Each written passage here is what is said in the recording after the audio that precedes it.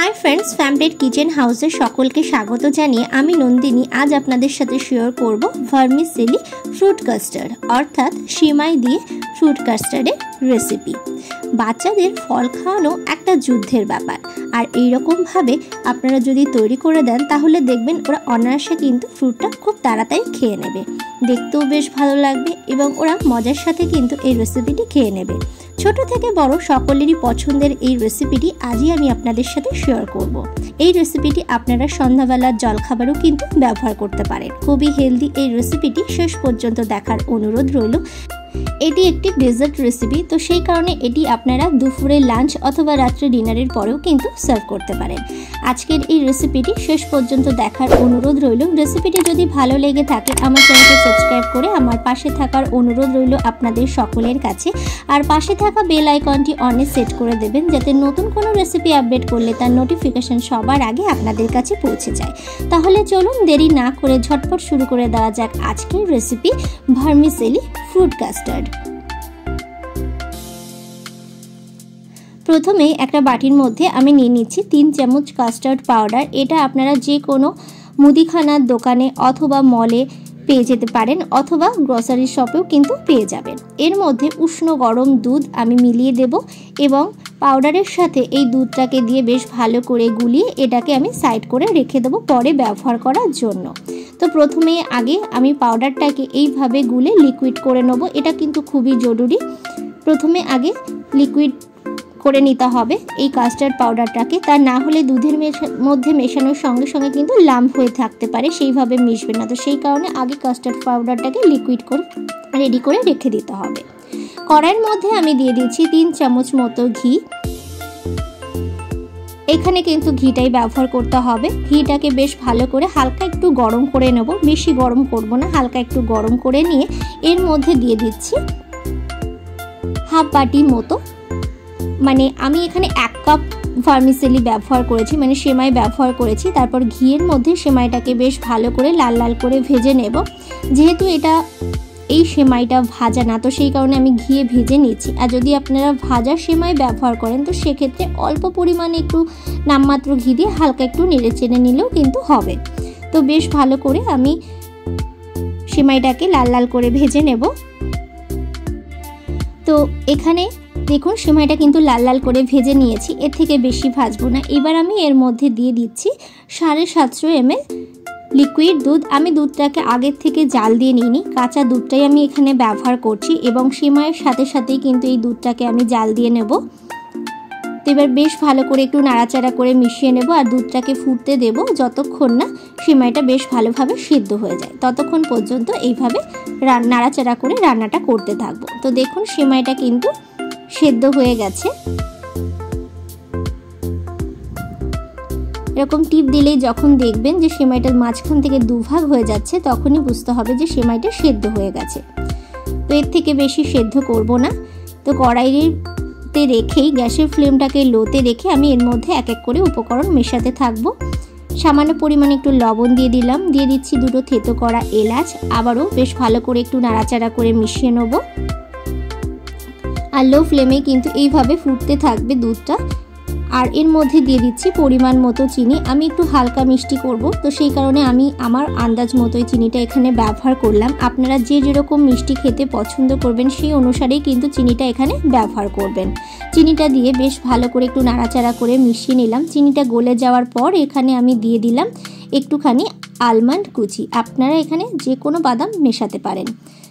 বেশ ভালো করে দুধটাকে জাল দিয়ে নেওয়ার পর আমি এর মধ্যে কাস্টার্ড পাউডার যেটা প্রথমেই তৈরি করে রেখেছিলাম সেটা অল্প অল্প করে মেশাবো আর এইভাবে হাতার সাহায্যে নাড়তে থাকবো। কাস্টার্ড পাউডারটা দেওয়ার সঙ্গে সঙ্গে কিন্তু এটা একদম ঘন হয়ে যাবে, তো সঙ্গে সঙ্গে কিন্তু নাড়াতে থাকতে হবে। তো দেখুন এইভাবে আমি কাস্টার্ড পাউডারটাকে দিয়ে দুধটাকে কন্টিনিউয়াসলি এইভাবে নাড়তে থাকবো।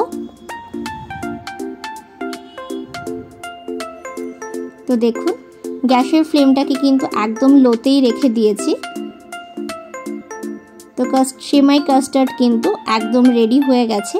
গ্যাসের ফ্লেমটাকে একদম বন্ধ করে দিয়েছি আমি। এবার যেহেতু সম্পূর্ণ দুধটা কাস্টার্ড দিয়ে পাউডার দেওয়ার সাথে সাথে এইভাবে তৈরি করা হয়ে গেছে। সেমাইয়ের কাস্টার্ডটা আমি এইভাবে তৈরি করে নিয়েছি। এবার আমি এটাকে গ্যাস থেকে নামিয়ে নেব, যাতে এর থেকে বেশি শক্ত না হয়ে যায়, কারণ গরম থাকলেই কিন্তু এটা আরও বেশি হার্ড হয়ে যাবে। তো আমার একটু নরমই লাগবে, তো সেই কারণে আমি আর এটাকে জাল দেব না বা গরম থাকতে দেব না। এইভাবে আমি নাড়িয়ে হালকা একটু ঠান্ডা করে নেব। তো দেখুন আমি এখানে ফল ছোট ছোট টুকরো করে কেটে নিয়েছি। কি কি ফল নিয়েছি সেটা বলে দিচ্ছি। আঙুর নিয়েছি, ড্রাগন ফ্রুটস নিয়েছি, শসা নিয়েছি, শাকালু নিয়েছি, কুল নিয়েছি, কলা নিয়েছি, আর নিয়েছি আপেল। আমি আমার পছন্দ মতো ফল এখানে ব্যবহার করেছি। আপনারা চাইলে আপনাদের পছন্দ মতো ফলই কিন্তু এখানে ব্যবহার করতে পারেন। এবার আমি এই সমস্ত ফলগুলোকে একসঙ্গে এইভাবে একটু মেখে মিশিয়ে নেব। আমি কিন্তু এখানে কোনো কিছুই ব্যবহার করিনি, শুধুমাত্র ফলগুলোকে মিলিয়ে নিচ্ছি একসঙ্গে এইভাবে, যাতে যখন আমি কাস্টার্ডটাকে অ্যাসেম্বল করব তখন যাতে প্রত্যেকটা ফলই খাওয়ার সময় কিছু না কিছু একসঙ্গে মুখে পড়ে। তো সেই কারণে আমি সমস্ত ফলগুলোকে ছোট ছোট টুকরো করে নিয়েছি, তারপর এইভাবে মিশিয়ে নিচ্ছি। আপনারা একটু কালারফুল করতে চাইলে এখানে কালারফুল ফ্রুটও ব্যবহার করতে পারেন, তাহলে দেখতেও ভালো লাগবে। তো আমার কাছে যে ফলগুলো অ্যাভেলেবেল ছিল আমি সেই ফলগুলো দিয়েই এটা তৈরি করে আপনাদের দেখিয়েছি। আপনারা আপনাদের পছন্দ মতো ফ্রুট সেখানে ব্যবহার করবেন। তো দেখুন এইভাবে আমি সমস্ত ফলগুলোকে মিলিয়ে নিয়েছি। এবার আমি অ্যাসেম্বল করব। তো সেই কারণে আমি এখানে দুটো কাপ নিয়ে নিয়েছি। তো তার মধ্যে প্রথমে ফলটাকে এইভাবে সাজিয়ে দিচ্ছি। আমি এখানে কাপ নিয়েছি, আপনারা এখানে বাটিও ব্যবহার করতে পারেন, আপনাদের পছন্দ মতো পাত্রই কিন্তু ব্যবহার করতে পারেন এইভাবে সেমাইয়ের ফ্রুট কাস্টার্ডটা সাজানোর জন্য। তারপর আমি সেমাইয়ের কাস্টার্ডটাকে দিয়ে দিলাম। হালকা গরম রয়েছে, কিন্তু আমি গরম অবস্থাতেই ফ্রুট কাস্টার্ডটা এর মধ্যে দিয়ে দিলাম, যাতে বেশ ভালো করে যখন ঠান্ডা হয়ে যাবে এটা ভালোভাবে সেট হয়ে যায়।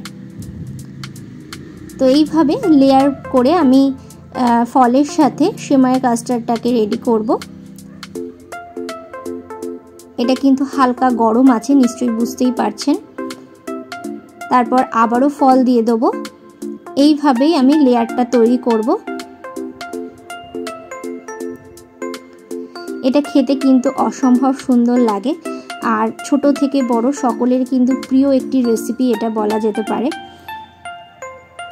রেসিপিটি একবার হলেও বাড়িতে ট্রাই করার অনুরোধ রইল। আশা করছি আপনাদেরও ভীষণ ভালো লাগবে। ফলগুলো দিয়ে দেওয়ার পর আবারও আমি সেমাইয়ের কাস্টার্ডটাকে দিয়ে দেবো।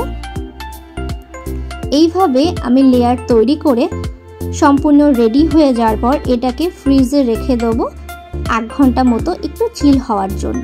তারপর আমি এটাকে সার্ভ করব। এটা কিন্তু একটু হালকা ঠান্ডা খেতে ভীষণই ভালো লাগে, যেহেতু গরম পড়ে গেছে। শীত যেতে না যেতেই গরমের ওয়েদার শুরু হয়ে গেছে, গরমের ভাব পড়তে শুরু করেছে। তো এই সময় কিন্তু এই রেসিপিটি জাস্ট ফাটাফাটি লাগবে। আপনারা বাড়িতে অবশ্যই ট্রাই করে দেখতে পারেন। আশা করছি আপনাদেরও ভীষণ ভালো লাগবে।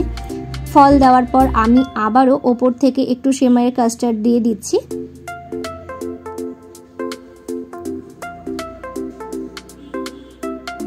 এইভাবেই লেয়ারটা তৈরি করব। আপনারা চাইলে মিশিয়েও নিতে পারেন, অথবা এইভাবেও কিন্তু সার্ভ করতে পারেন, যাতে দেখতেও বেশ ভালো লাগে, খেতেও কিন্তু দারুণ লাগবে।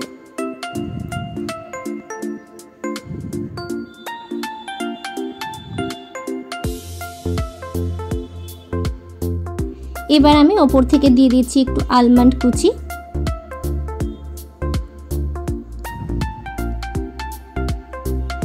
আর দিয়ে দিচ্ছি একটুখানি চেরিটাকে আমি স্লাইস করে কেটে নিয়েছি, সেই চেরিটাকে এইভাবে আমি ওপর থেকে দিয়ে দিচ্ছি।